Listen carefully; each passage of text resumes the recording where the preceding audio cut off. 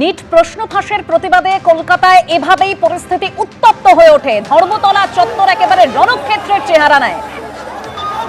Police বিক্ষোভকারী সংঘর্ষের রণক্ষেত্র ধর্মতলা। পুলিশকে লক্ষ্য করে বোতল ছোড়া হয়, জুতো ছোড়া হয়, ইট ছোড়া হয়। পরিস্থিতি নিয়ন্ত্রণে আনতে পুলিশ কাঁদানে গ্যাসের শেল চার্জ করে, সেখানে লাঠি চার্জ করে।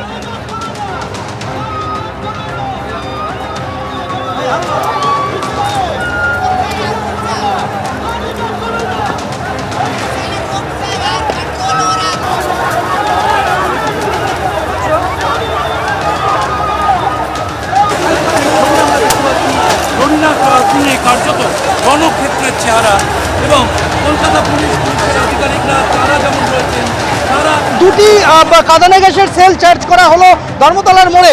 তুমি দেখতে পাবে যে একদিকে পুলিশ বাহিনী, অন্যদিকে ছাত্র জনতা তারা রয়েছেন এবং রীতিমতো ধুন্ধুমার পরিস্থিতি তৈরি হয়েছে। পুলিশ এই ধর্মতলার মোড়কে অবরোধ মুক্ত করার জন্য তারা উদ্যোগী হয়।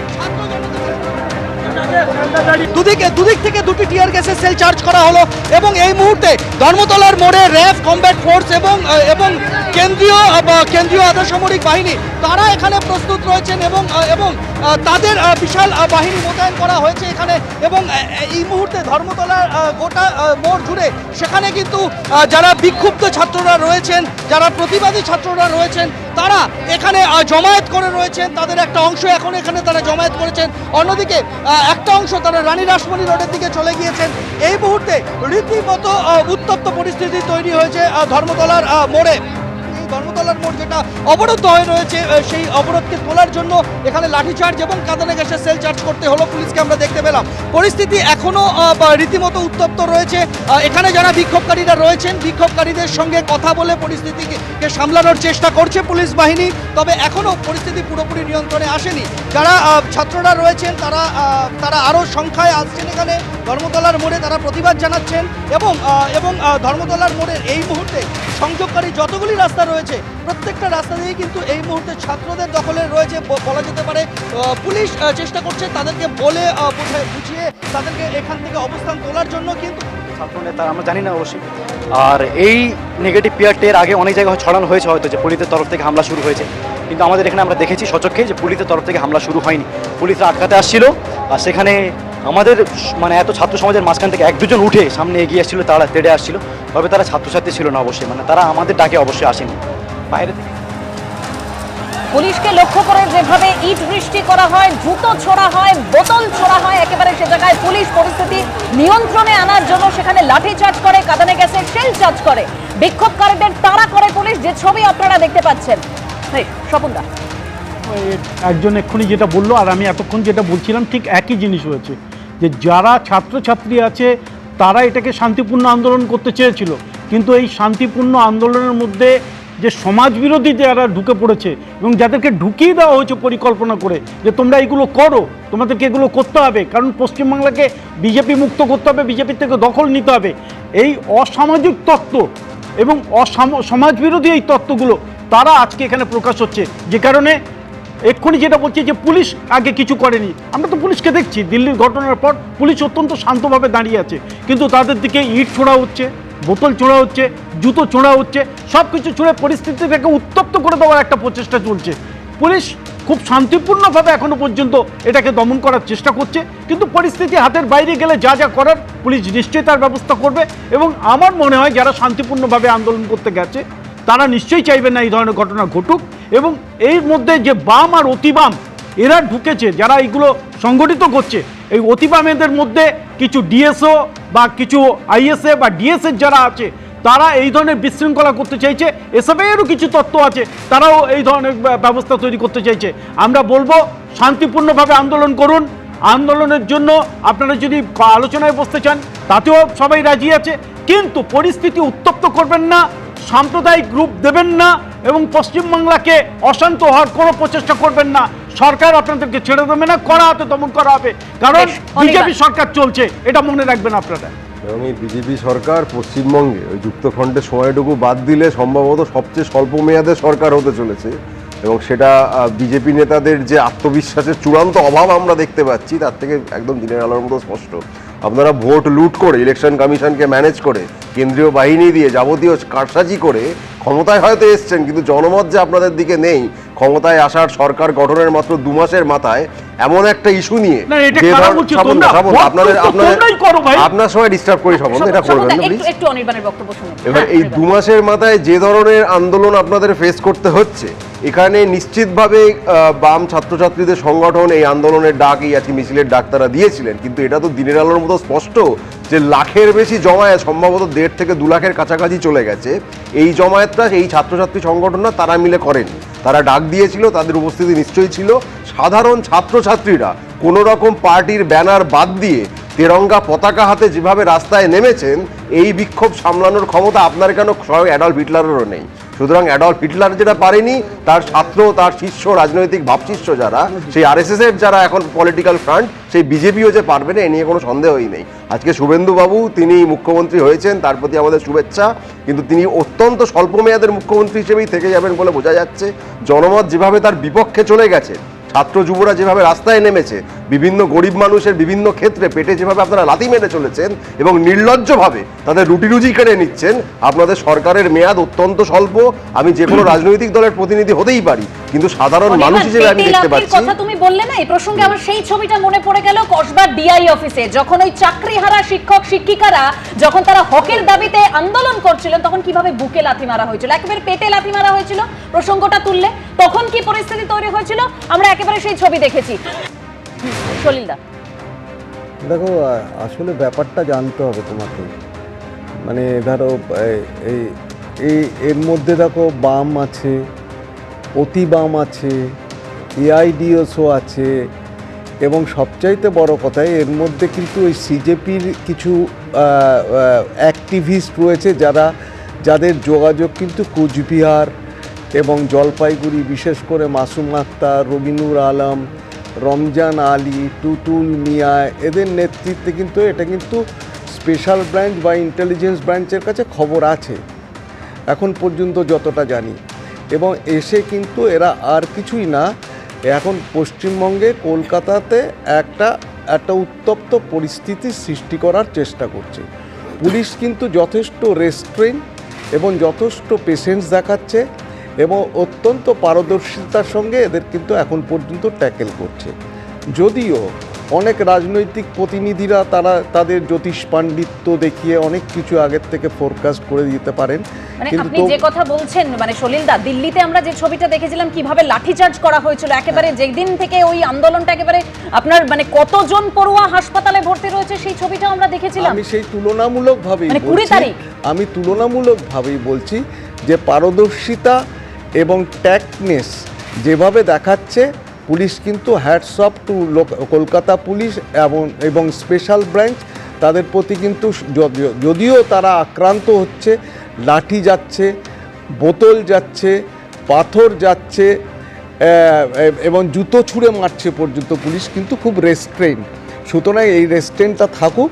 আর একটু থামাচ্ছি, কারণ এই মুহূর্তের কি পরিস্থিতি ধর্মতলা চত্বরে, আমাদের প্রতিনিধি উজ্জ্বল মুখোপাধ্যায় রয়েছেন সেখানে। উজ্জ্বল, দেখো, আমরা এই মুহূর্তে রয়েছি রানী রাসমণি রোডে। সুবীর যে ছবি দেখাচ্ছে, এই রানী রাসমণি রোডে এখানে কিন্তু অবস্থান বিক্ষোভ কর্মসূচি শুরু হয়েছে এবং এখানে গোটা রাস্তা জুড়ে রানী রাসমণি রোডের 2 লেন জুড়ে এখানে অবস্থান বিক্ষোভ কর্মসূচি চলছে এবং আমরা দেখতে পাচ্ছি যে এখানে রয়েছেন এসএফআই, ডিআইএফআই যারা নেতৃত্ব রয়েছেন, তারা এখানে রয়েছেন এবং তারা এখানে দাঁড়িয়ে তাদের আন্দোলন করছেন। আমরা এসএফআই এর রাজ্য সম্পাদক দেবাঞ্জন এখানে রয়েছে। আপনাদের কি পরিকল্পনা, আপনারা কি করতে চাইছেন? আমরা এখানে অবস্থানে বসবো, এখন এই অবস্থান চলবে। প্রতিরোধের যন্তর মন্তর আজকে পশ্চিমবাংলার মাটিতে তৈরি করেছে বাংলার ছাত্র সমাজ। এই রানী রাসমণি রোডে প্রথমে অকুপাই ধর্মতলা হয়েছে, গোটা বাংলার হাজার হাজার ছাত্রছাত্রী এখন অকুপাই ধর্মতলা করেছে, তারপরে গড়ে তোলা হয়েছে। ধর্মেন্দ্র আমরা গোটা বাংলার ছাত্র সমাজের অবস্থান ছাত্ররা ঠিক করবে। এখন ঘন্টা খানেক এই অবস্থান চলবে। পরবর্তীতে যতক্ষণ না ধর্মেন্দ্র প্রধান রেজিগনেশন দিচ্ছে এই আন্দোলন, এই যন্তর প্রতিরোধের যন্তর মন্তর বাংলার কোনায় কোনায় ছড়িয়ে পড়বে। এখানে দেখা যাচ্ছে এখানে রয়েছেন ছাত্র যুব থেকে শুরু করে যারা এসেছেন, আপনাদের পরবর্তী কর্মসূচি কি? না পর্যন্ত দেশের শিক্ষামন্ত্রীর পদত্যাগ হবে ততক্ষণ পর্যন্তই অবস্থান চলবে। আমরা শিক্ষার দুর্নীতি মানব না, কোনোভাবেই মানব না। যারা শিক্ষাকে বিক্রি করে দিতে চায়, যারা দেশের সংবিধানকে বিক্রি করে দিতে চায়, তাদের মধ্যে বিরুদ্ধে আমাদের স্পষ্ট অবস্থান। আপনারা দাবি করেছিলেন এখানে গন্ডগোল হবে না, আপনারা আপনাদের দাবির সমর্থনে মিছিল করবেন।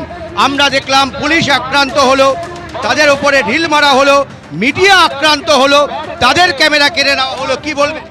আমাদের যারা বামপন্থী ছাত্র যুব সংগঠন সহ একটা বড় অংশ তারা এসেছিল, তারা কেউ এই ধরনের প্ররোচনা তৈরি করেননি। কয়েকজন বিজেপির দুষ্কৃতীরা এসে পুলিশের সঙ্গে প্ররোচনা তৈরি করেছেন এবং তাদের দায় আমরা নেব না। আমরা এখানে অবস্থান করছি এবং এই অবস্থানে আমরা চালিয়ে যাব। আমরা দেখতে পাচ্ছি এখানে জমায়েত হয়েছে এবং এই জমায়েত কিন্তু রয়েছে এবং এখানে প্রচুর পরিমাণে কর্মী সমর্থক তারা জড়ো হয়েছেন এবং তাদের দাবি বিক্ষোভ করবে এবং যতক্ষণ পর্যন্ত না এই ধর্মেন্দ্র প্রধান তিনি পদত্যাগ করছেন ততক্ষণ পর্যন্ত তারা এই আন্দোলন চালিয়ে যাবেন।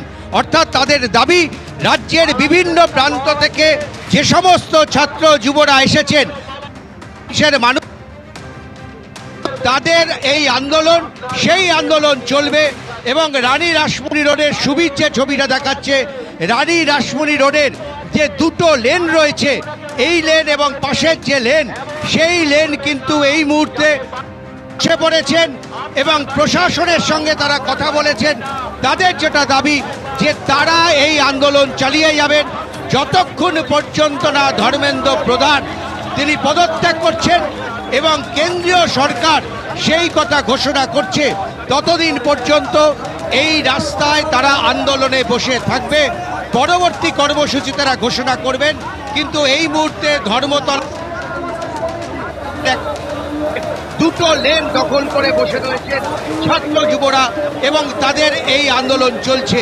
বিভিন্ন জায়গা থেকে এই মিছিলে আজকের এই অবস্থানে যোগ দিয়েছেন তারা এবং তাদের দাবি যতক্ষণ না কেন্দ্রীয় সরকার তাদের এই দাবি মানছে, প্রশ্ন ফাঁসের দায় স্বীকার করে দিয়ে ধর্মেন্দ্র প্রধান যতক্ষণ না পদত্যাগ করছেন ততক্ষণ পর্যন্ত কিন্তু তারা এই আন্দোলন চালিয়ে যাচ্ছেন।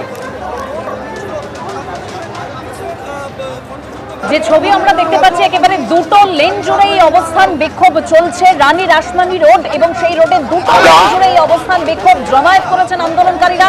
তারা বলছেন যে ধর্মেন্দ্র প্রধানের ইস্তফা চাই এবং যতক্ষণ না সেটা হচ্ছে সেইভাবেই তারা আন্দোলন চালিয়ে যাবেন। প্রতিজ্ঞা, ছাত্রদের যে দাবি, সেই দাবি যুক্তিসঙ্গত, কারণ দীর্ঘদিন ধরে যিনি কেন্দ্রীয় শিক্ষামন্ত্রী তার সময়কালে প্রশ্ন ফাঁস হয়েছে, সবই হলো। কিন্তু আমার মনে হচ্ছে যে কেন্দ্রীয় সরকার সোনা মহাংচুক 26 দিন প্রায় অনশন করলেন, সেই অনশনের সামনে কেন্দ্রীয় শিক্ষামন্ত্রীর পদত্যাগ করালেন না বা কেন্দ্রীয় শিক্ষামন্ত্রী পদত্যাগ করলো না, এই অবস্থানের ফলে কতটা কেন্দ্রীয় শিক্ষামন্ত্রী পদত্যাগ করতে বাধ্য হবে আমার প্রশ্ন রয়েছে। কিন্তু তার থেকেও গুরুত্বপূর্ণ প্রশ্ন যে আজকে অন্যান্য রাজনৈতিক দলের ছাত্র সংগঠন তাদের যদি শক্তি নিজেদের থাকতো, তাহলে গত বছর যখন নিট পরীক্ষার কেলেঙ্কারি ফাঁস হলো, প্রশ্ন ফাঁস হলো, তখন আমরা এই জমায়েত দেখলাম না কেন? কেন সিজেপি, ককরোচ জনতা পার্টির উত্থান, ককরোচ জনতা পার্টিকে সামনে রেখে কেন এই ছাত্র সংগঠন, সেটা বাম, অতি বাম, কংগ্রেস, যারাই হোক, তারা নিজেদেরকে সামনে নিয়ে আসতে চাইছে সিজেপিকে সামনে রেখে? কেন? বেশ, এই যে আন্দোলন চলছে একেবারে সেই আন্দোলন কিন্তু রানী রাসমণি রোডের দুটো লেনে এভাবেই জমায়েত করেছেন আন্দোলনকারীরা। এই মুহূর্তে রানী রাসমণি অ্যাভিনিউতে জমায়েত আন্দোলনকারীদের ঠিক কি ছবি সেখানকার, সরাসরি আমাদের প্রতিনিধি সন্দীপ সরকার রয়েছেন। সন্দীপ,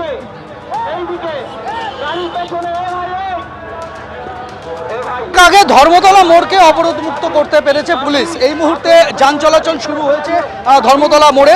তুমি সেই ছবি দেখতে পাবে।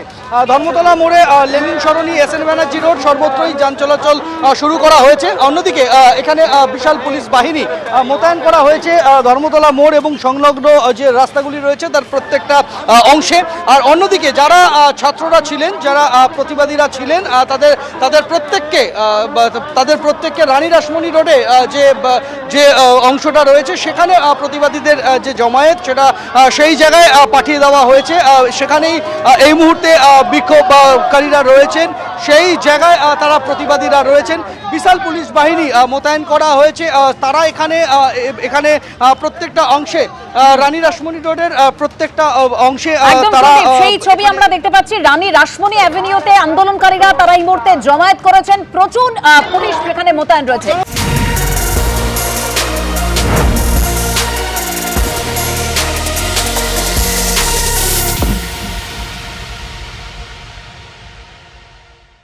এবিপি আনন্দ, এগিয়ে থাকে, এগিয়ে রাখে।